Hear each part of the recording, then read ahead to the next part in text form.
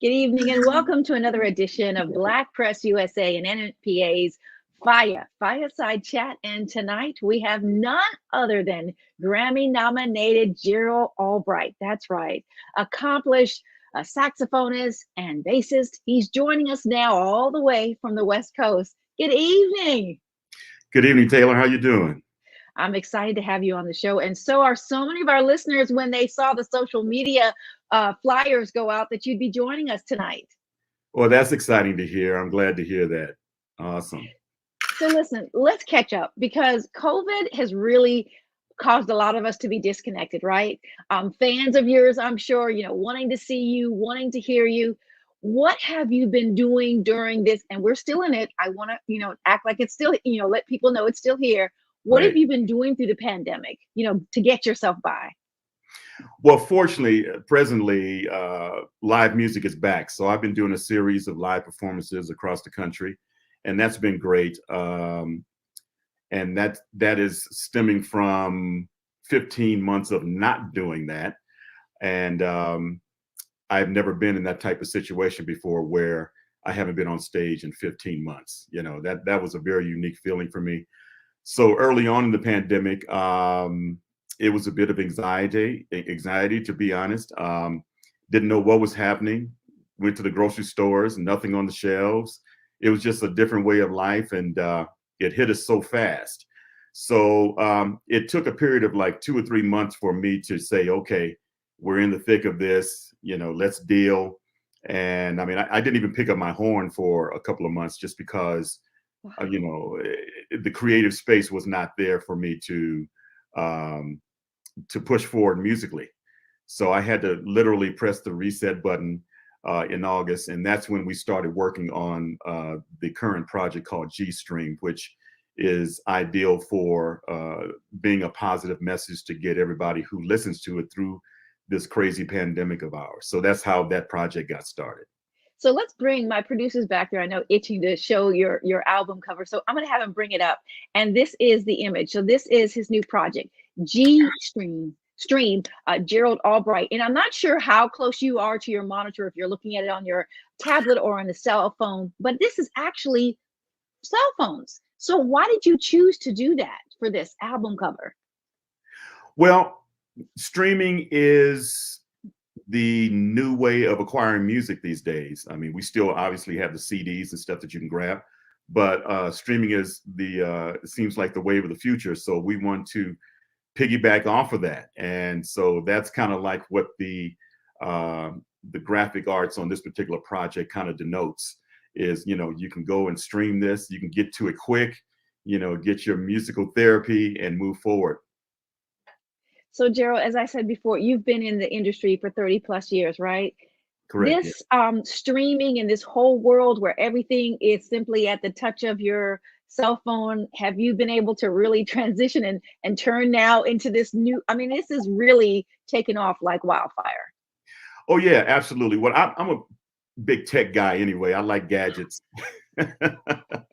And so, I adapted really quickly to streaming. I think it's a very direct way for me to get my music to my listening audience. And we still do the CDs. I'm still old school. When I go to my concerts, I still do the meet and greets where I sign, the CDs and all that. And, honestly, within, I would say 3 to 5 years or before, CDs will probably be phased out and it'll just be streaming. And like you say, right on your phone, grab the music. Streaming feels very comfortable to me. I like staying kind of ahead of the times, or at least with the times. And right. So I like it. It's all Did good. you get an opportunity to reach out via social media, whether it's Instagram or Facebook, to connect to fans during the pandemic? And we all had a few months. I think all of us, or many people, said, oh, I thought it was going to be a long Christmas break. And it ended up being 18 plus months, almost Yes. behind doors for most people. Yes, I'm very interactive on social media, Twitter, Instagram, Facebook. I have 3 or 4 Facebook pages. And that was my way of interacting. Even deep into last summer, I did a series of live streams for what I developed during the summer months called the Musicians Assistance Fund. I mean, we had a plethora of musicians across the country who went from working clubs and theaters and bigger venues to nothing. And they have families, they have bills and everything else. So I would do these live streams and ask my audience to cash app me those funds for the live stream that I would flip to those musicians who I felt needed some funding. So I became sort of a philanthropist during that time period, you know, and it felt good to do that. I'm And sure. a lot of the musicians who I donated money to were very appreciative, because it was a hard blow for a lot of folks, you know, people going from, you know, uh, I would say, you know, performing on live stages to driving Ubers and Lyfts, you know, to try to make Yeah. money. You know what I'm saying? So it Yeah. just it was quite a 180 for a lot of musicians. And for a time, that even seemed to stop because people weren't sure about who to have in their vehicle and the Exactly. mask issue. So I can imagine that. Let's talk about G Stream. What can we find on this album? You know, I'm sure we are excited to give it all the support it needs. Well, thank you for your support. I'm excited about G Stream. It's a series of 3 songs. It's an EP. It's the very first EP that I've ever released. Everything else has been full CDs, but it's a 3-song EP. The 2 first singles went #1 on Billboard, and we're very happy about that. And we just released the 3rd single. Each one of the 3 songs is a message from me being musically transparent of how I felt within the pandemic. So Ooh, there's a song called Crazy, which when I first heard about the pandemic, I was like, okay, this is crazy. And it's a song by Gnarls Barkley, and which features CeeLo, and I did an instrumental version of Crazy. I also have a song called Hope, which obviously brings a message of positivity and hope to get through this crazy pandemic that we're all going through. mhm. And then finally, there's a song called Better Days Ahead. You know, just let's keep moving, keep it going, you know, so we can get past this. And so again, it was or it is a project to promote positivity and bring musical therapy to those who really need it. And the feedback that I've gotten from G Stream has been all positive, and a lot of people have thanked me for the CD or the EP, because it came at a time that they really needed to hear the music. So I was happy about that. You know, I didn't necessarily grow up in a house with music all the time, but I can tell you during this pandemic, I think I've noticed from people that I've spoken to, either, you know, on camera or off, how music can really elevate you to another place. Whether it's flashing you back to remember when, to, oh my goodness, like you talked about inspiration. I know that must feel good to have someone say to you, I think our producer said something about one of your songs, you know, he remembers back in the day and how it just made him smile. So I think it's got to be a powerful tool, and we need this country, this world needs positive influences, and to have the titles that you said, it just makes you want to listen to it. Well, thank you. I totally agree with your concept on that, because it seems like whenever we have a catastrophe in the world, we always resort to music. You know, whatever the adversity is, music seems to be that common thread that kind of gets us through Yeah. from point A to point B. And it's a beautiful thing. And I'm glad that I'm one of the messengers of the music. I'm very proud and honored to be that. Now you actually have your own record label, Bright Music Records. Is that really the way to go as an artist today? Have your own label? I would say if you're wired to be independent, Okay. it's the way to go. Everybody's not wired to be independent. Some people need, you know, that manager or that record company exec to kind of guide them through their career. I've always had the take charge approach, Taylor. You know, I like being within all the facets of my business, be it musical or the business side of the music business. And so it really fit for me. And I'm a proponent for owning your intellectual properties. I Mhm. own my masters. I think ownership is strength in a lot of ways and on a lot of levels. And I think, especially within our race of people, we need to really megaphone that people really need to know that ownership is everything.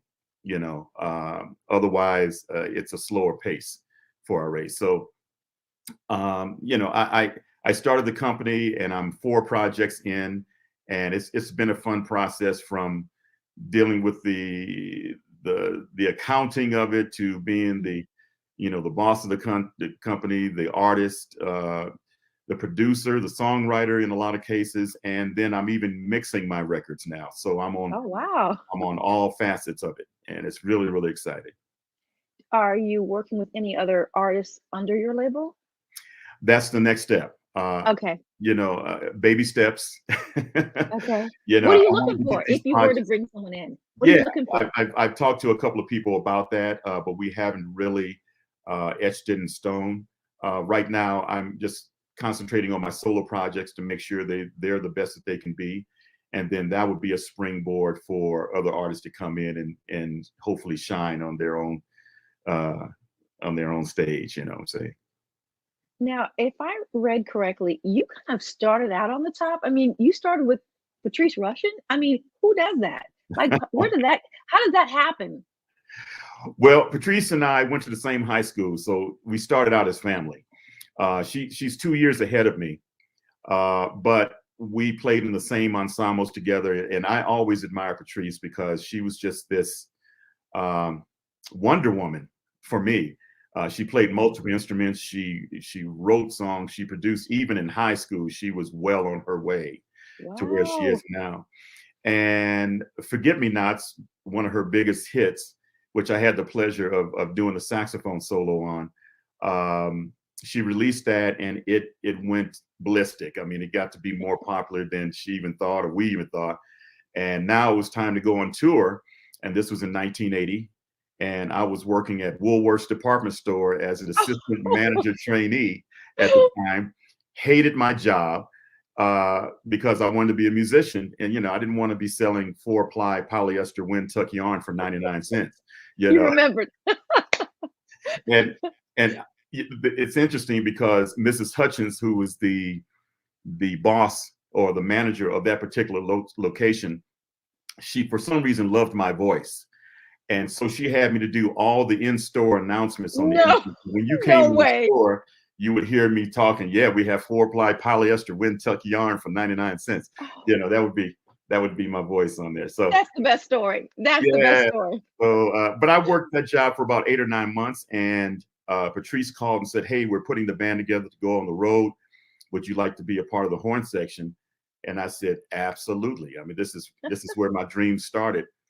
And so I didn't even give my boss 2 weeks notice. I said, "I got to go." And she says, "I understand." She says, "I knew you weren't going to be at Woolworths too much longer. I knew you wanted to be a musician." So she understood. She really did. And I was with Patrice on and off for 5 years, touring in her band, both as a saxophonist and a bassist. So it was a great platform to show my multi-instrument platform as well. Do you play any other instruments? Yeah, I play bass guitar, I play flute, Oh, play a little keyboards just for songwriting purposes. I sing about that much. I do little background vocals occasionally on certain tracks.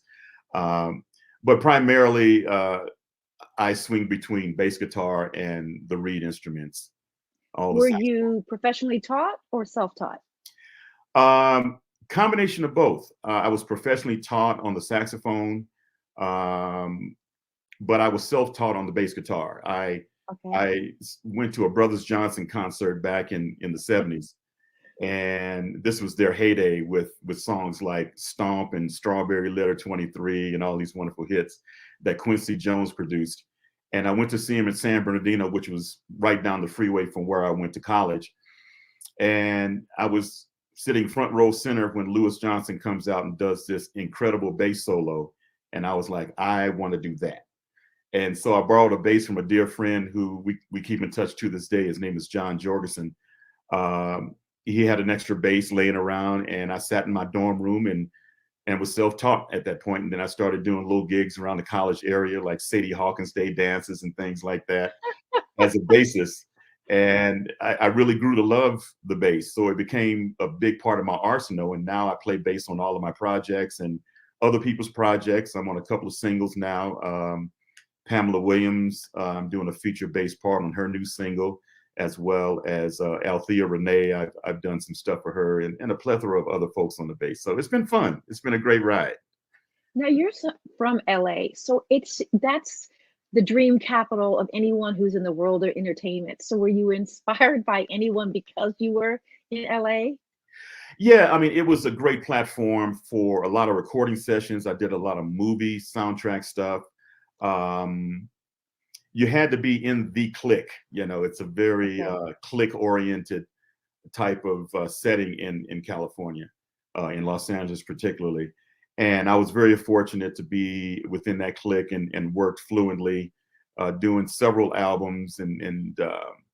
But then my taste and preferences changed as I became a recording artist.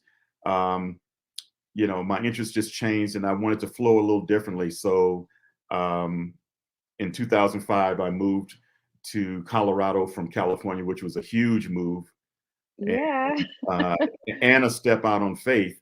But it really, Okay. really worked out great, and we've been here almost 17 years, and it's been fun. It's been a lot of fun. I love being home. So what inspires you when you write your musical selections for us? Great question.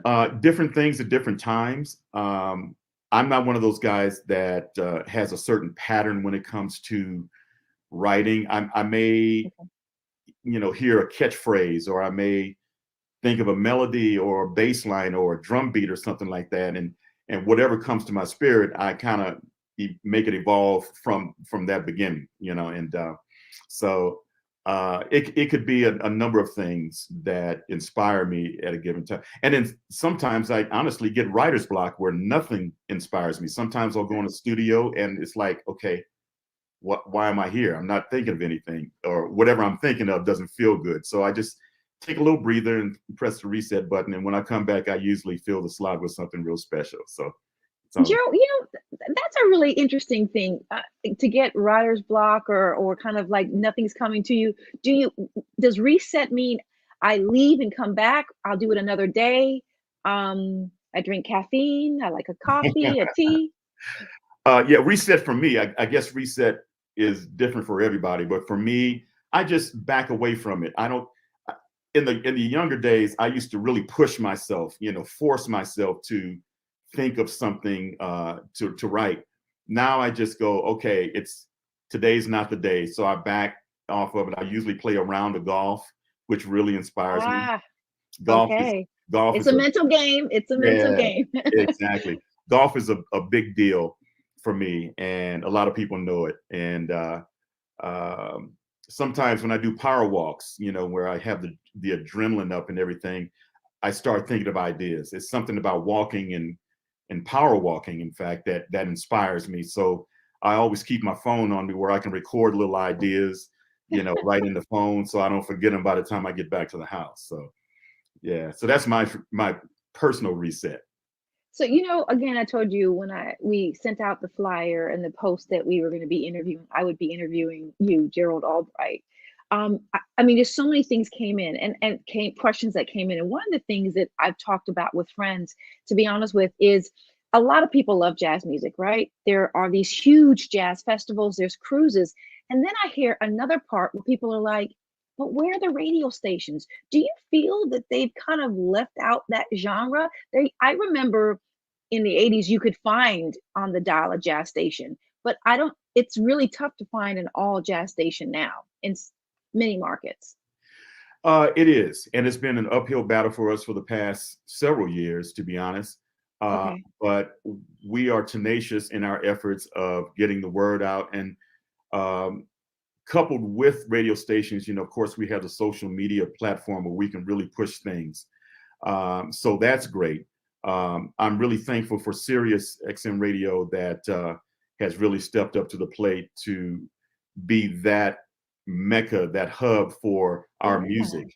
And you can get Sirius in virtually every place you want to, places of business. You can get in your car, whatever. Um, so that's been a real great mainstay for us as recording artists. But I think when it went from old school, as you were mentioning earlier, the smooth jazz thing came around. I came around like during the contemporary jazz era. So smooth jazz wasn't even a term, back in my early days. It kind of came out later on in my career, and fortunately, my music uh, adapted to that new genre. But what happened was all the personalities of the radio stations. I used to listen to radio stations just because of the person, him or her, who was the actual air personality. They had something that kind of made you gravitate to their personality. Especially in LA when I was growing up, there was a guy named Montague that was a very famous radio personality. And if he liked a song, he would play it 2 or 3 times in a row.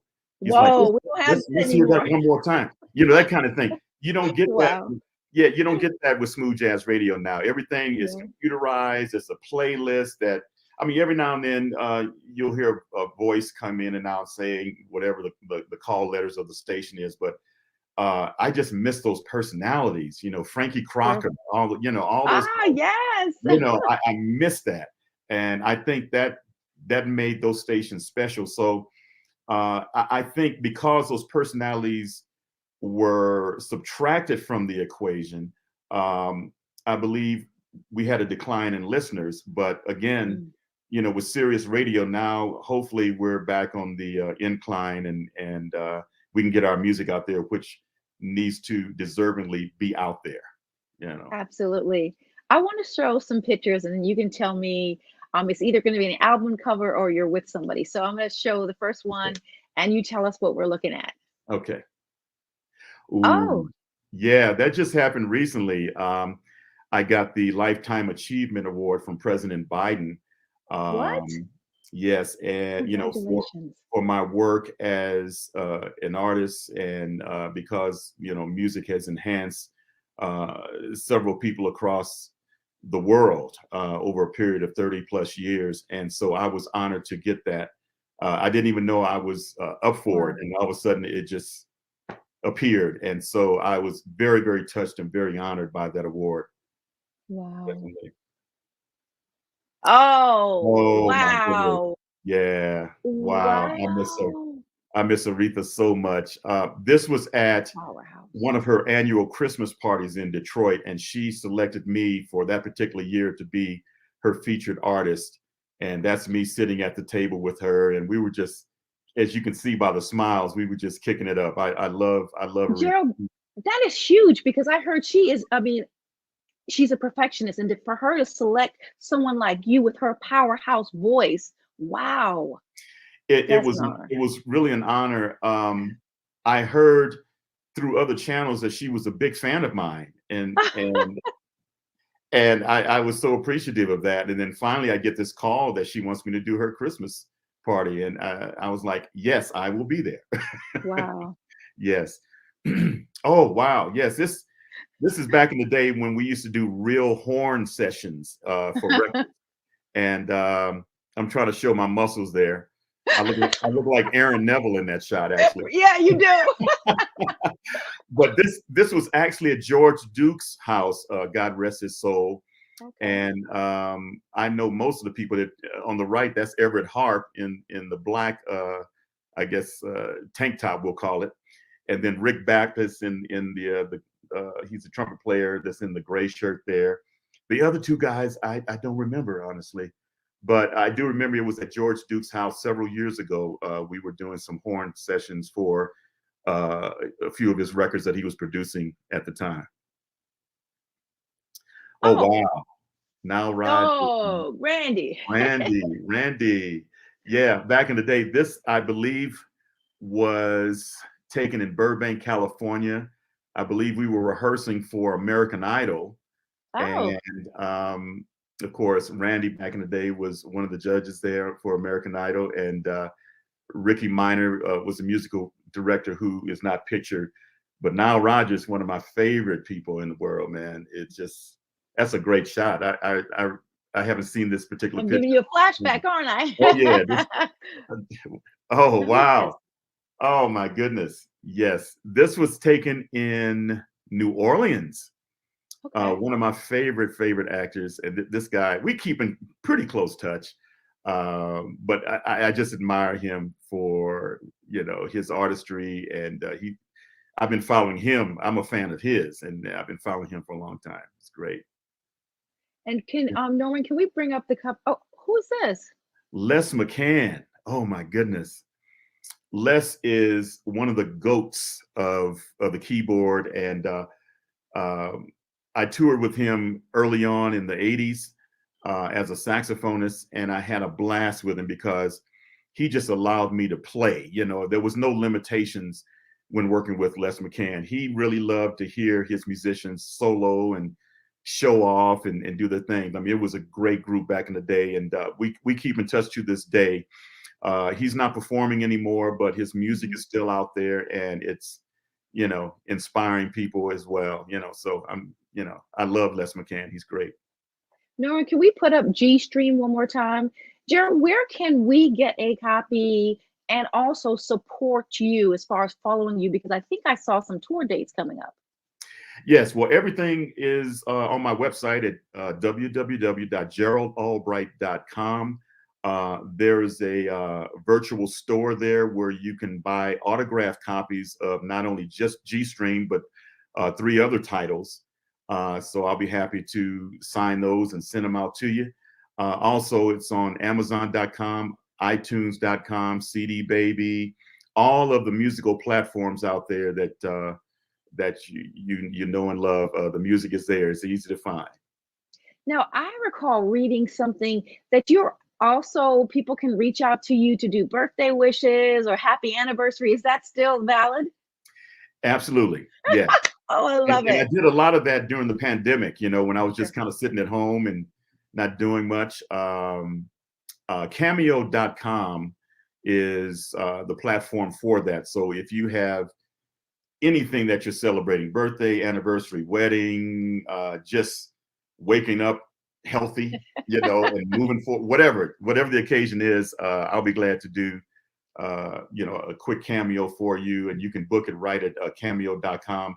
And in a search bar, when you open up the website at cameo.com, just type in my name and my profile will come up and you can book a session. Now, Gerald, we have a few more minutes left, but you've worked with the Winans, you've worked with the Temptations, Anita Baker, Whitney Houston. I think I mentioned Atlantic Star. Who would you like to work with that Wow. you haven't?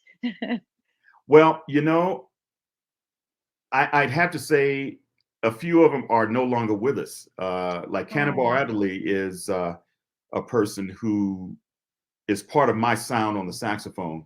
I never got a chance to meet Cannonball, but I would have loved to have sat alongside him and just picked his brain and played a couple of duets with him. You know, he is my hero, along with Maceo Parker, who I ah, have had a chance to share the stage with. If I had to describe my sound on the saxophone, it would be Cannonball on one end and Maceo on the other. And whenever I tell Maceo that he's instrumental in my sound development and the way I sound today, you know, he goes, "Oh, Gerald, man, come on, get out of here." But I'm like, "No, Maceo, you don't understand. You are responsible." He was the first saxophonist that really inspired me at the age of 9 years old. Uh, wow, my you knew as brother had early as every yeah, 9. my brother had every James Brown record at the time that James had recorded, and here comes Maceo on several of these songs, and I would hear the saxophone, and I go, "Man, I want to sound like that," because I always describe Maceo as a drummer playing saxophone because he was so rhythmic and percussive with his approach to the horn. And that really grabbed me. And then the clarity of his horn also grabbed me. I think with any instrument, you have to start with sound first. You have to perfect the sound and then go to the proficiency of all the notes and the riffs that you play and all that. Because without the sound, none of those notes really mean anything. And Maceo taught me through his artistry that sound was very important. So, yeah. Gerald, what can you say to a young person out there that would love to do what you're doing for a career? Because there's not a direct roadmap to that. You know, you can go to school to be a doctor, and I mean, this would seem like a harder thing. You have to really have a passion and continue to have your ups and your downs and your yeses and your nos. What advice could you give them if this is something they want to pursue?